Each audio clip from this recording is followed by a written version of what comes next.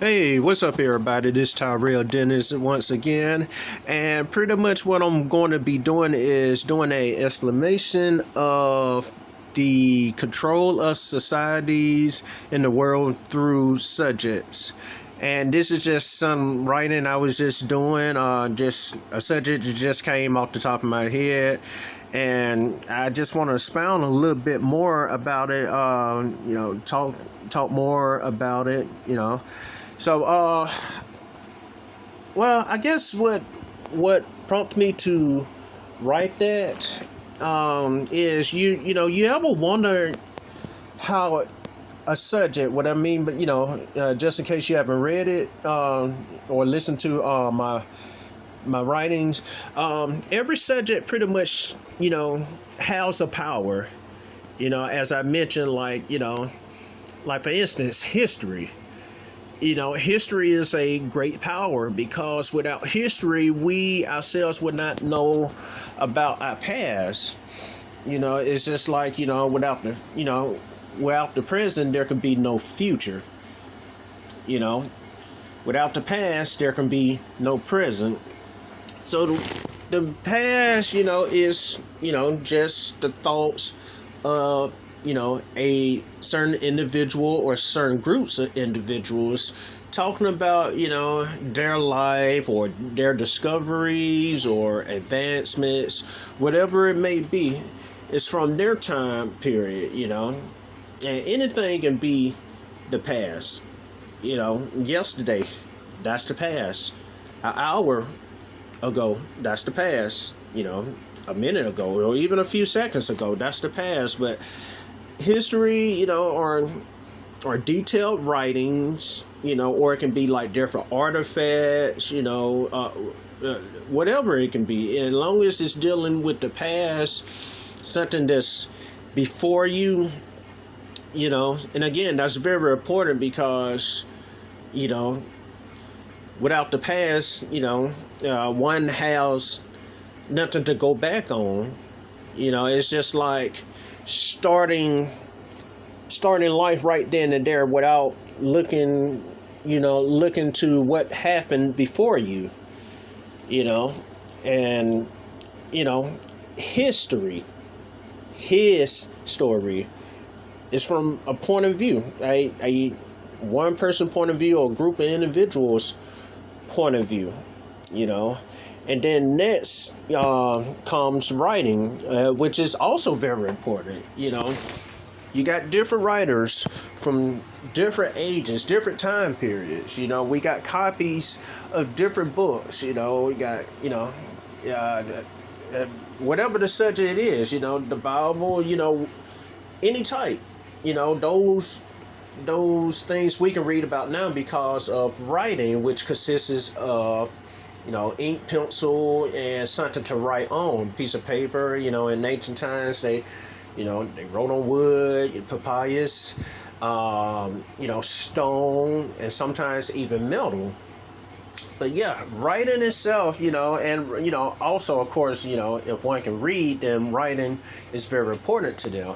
But if not, then you cannot understand, writing itself, nor can you understand any other subject, because writing, consists of alphabets, symbols, words, and even with writing, there's also translations too as well. And those writings have to be translated, in order for us to understand. And a lot of times it's better if you can see stuff, see what it means, and then you can try to study it. And then, once you understand it and study it a little bit, then you can translate it to other people who do not understand it. So writing, yes, it's a very important thing. There can be no books without writing. There can be. Writing just plays a wonderful part. There's writings on a wall.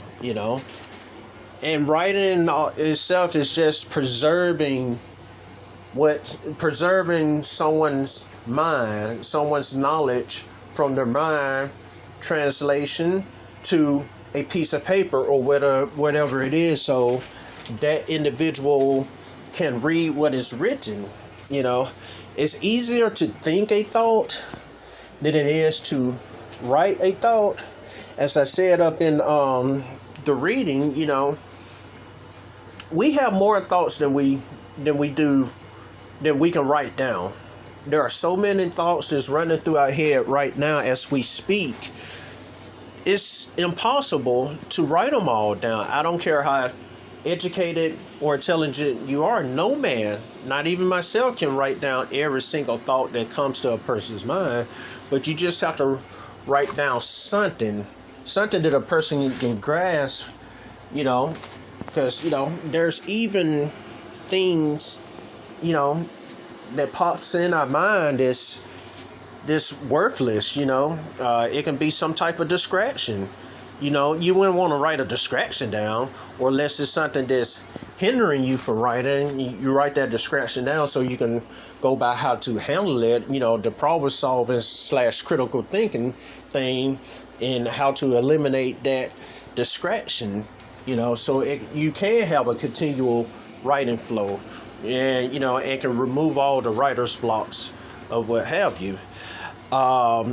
Next up is science. You know, you got all types of science. And what does the word science means? Science is pretty much knowledge or organized knowledge.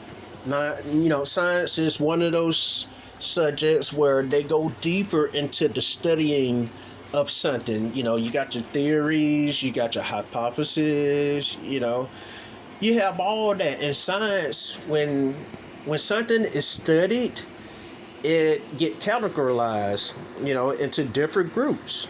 You know, something gets studied is not only that word, but it's a deeper meaning behind that word. And, you know, science has played a huge part in things, you know, when it comes to, you know, some type of technology or something that's been invented or developed. That's where science come in. And again, you know, it's a organized knowledge. Not just knowledge, but it's knowledge that's been studied over and over again, and then being categorized. And even with science, a lot of the times you know, you have that people are studying other people's works. They're comparing their work from somebody else in their time period or someone else in a different time period of the past. So science, there's comparison. You know, there's, okay, this didn't work, but this did. So it's just very, you know, detailed explanations of how something is, what caused it, what is it, where did it come from, where is it going. You know, science is all about questions and trying to solve as many questions to the age-old science question, you know, the what, where, you know, and whatever it is, it solves the answers, you know, to the universe. I mean, there's different types of branches that comes from science. You know, you got your psychology, which is, you know, dealing with the soul, dealing with the mind mainly, you know, of how the mind thinks, how the mind reacts, you know, the mechanics of the mind, you know, which can form one's perspective. You know, you have a mind, then you have a perspective. Your perspective is pretty much, you know, your viewpoint or your mindset towards something, or how you see something, you know, and, you know, and that sometimes become a belief or one's core belief. So, you know, and there's a number of different types of science that one can study. So I just use psychology as an example, because, you know, that's a very powerful science, you know, dealing with the mind. And, you know, and as I said before in my videos, that, you know, the mentality forms the personality, or as a man thinketh in his heart, so is he. So next, it would be philosophy. Philosophy. The lover of wisdom, or one who loves wisdom. Philosophy. That's the study of wisdom. Worldly wisdom, spiritual wisdom, whatever it is the study of wisdom. And as we walk through society each and every day of our lives, everyone has a philosophy, no matter who you are. A philosophy, some type of quote or saying. Some quotes and sayings come from my parents and from our grandparents and so on and so on. And we use them on an everyday basis. Believe it or not, our vocabulary a lot of times is formed by different philosophies, which again, a lot of that comes from the mindset itself. No matter what it is, I mean, it's just pretty much wisdom. And, wisdom is pretty much, how one behaves themselves, when it comes to the mind, their behavior, their words, everything is geared towards, do they have wisdom or not? How do they conduct themselves, a code of ethics, your epistemology, I think that's what it is called. That's another study, philosophy, your ethics, as I mentioned. So yeah, they're just different types of worldly sayings, and not all worldly sayings are bad. That's what it is pretty much. Just wise sayings.